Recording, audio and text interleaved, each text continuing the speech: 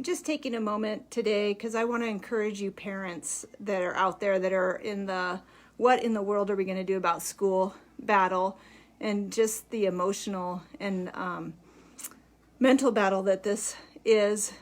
It's a hard time of year no matter what, but this year, especially for my parents that have kids with challenges, I'm sure that from what I'm seeing that there's a lot of stress about what we're going to do, what's going to happen. I think that's from teachers, from parents, everybody. So I just wanted to encourage you in that. So I have a few things to say that hopefully will help. I'm Michelle Williams Alden. I'm a parent, I'm a counselor and an author, and I'm coming to you live on Facebook just to remind you, first of all, that you are the best parent for this child. And you, for those of you that have challenging kids, that have come from a lot of trauma, just also want to remind you that you are the best for this child's chance in healing. And you just got to believe that. You got to tell yourself that, because I know that there's some hard days, and some days that are hard that maybe you're really kind of living in fear of. So in school issues,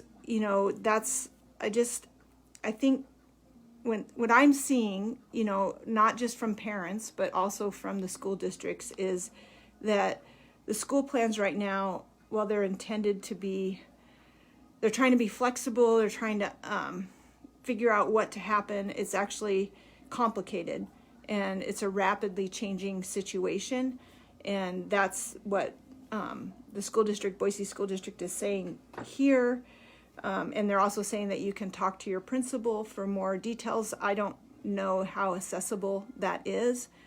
And what I'm mostly talking to are parents that are trying to figure out what is going to be the best thing to do with the information that keeps changing. And some school districts aren't saying much at all about what's going to happen or how they're going to do this. And so that also is causing some stress for some people. So I just, I encouraged a lot of parents in July to just take a breather from thinking about what they're going to do about school and allow the kids to have their summer, and to not focus too much on talking to the kids about it. And now we're, turning into not October yet, into August. And we're, looking at, okay, so now what are we going to do? And we have to make some decisions here. And I think it's an incredibly, hard thing to decide what to do. And some schools are asking people to decide by tomorrow what course of action they're going to take, or by the end of the month. They're saying that you can start out online and then transfer to school, or you can start in brick and mortar school and transfer to online. I really believe what I said first, that you are the best one to make this decision for your family. And I see a lot of people are feeling kind of guilty if whatever decision they make, like they feel like they're a bad parent if they send their kid to school because of the exposure and the risk, and having the kids having to have things be so different. And then I see parents that feel guilty, or feel like, they want to keep them home, but they can't keep them home because they have to work and they have jobs. And so there's a lot of parent concerns. And so as a community of parents, to be encouraging to each other. I don't think there's any right or wrong answer. I think you have to really look at what is going to help your family the most. Some areas of concern that we have, now I'm speaking specifically to the kids that I've worked with that have a lot of issues at school, may be completely different this year.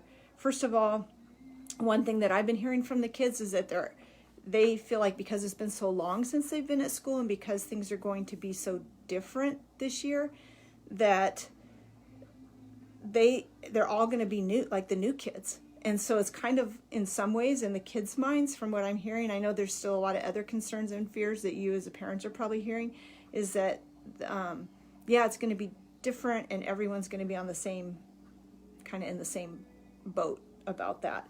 So for kids that really struggle in some of the chaos that happens at school, like maybe your kids really struggle at lunchtime in the cafeteria, just all the noise, or in the gym with all the noise with PE, in the hallways, on the playground, and then they may even handle that to a certain degree, and then go into their classroom and pick a fight with somebody, or have a problem with a teacher, or be completely shut down, or be completely obnoxious.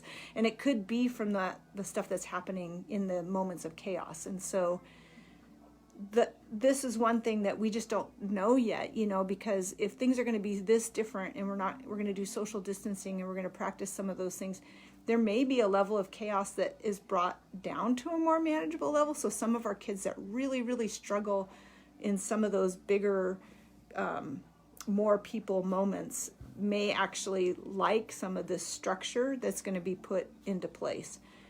I don't know. None of us know really for sure, but it's just something to think about. Also, this has been a really long break for a lot of kids, and I've worked with a lot of families this summer where we've really worked on the family connection, and so some kids are going back to school really in a different way than they've been to school before, because they've had a different kind of summer, and of course the school ended completely different than it's ever ended before in the spring. And so I just want to encourage you that whether you're staying home or your kids are at school, like, it is going to be really different, and we don't really know, and so we can't totally anticipate everything. You just, in making that decision about what's going to be best for your family, consider those factors. I have families that are looking at doing both.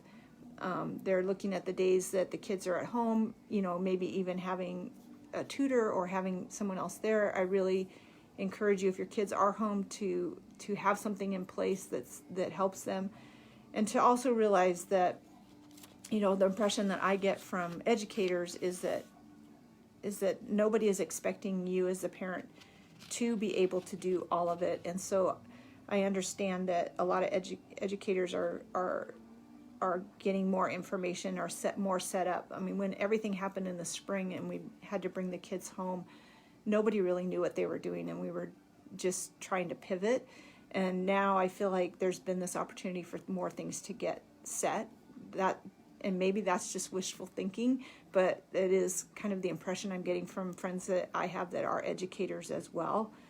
So, I think there really isn't a right or wrong way to do this, or answers.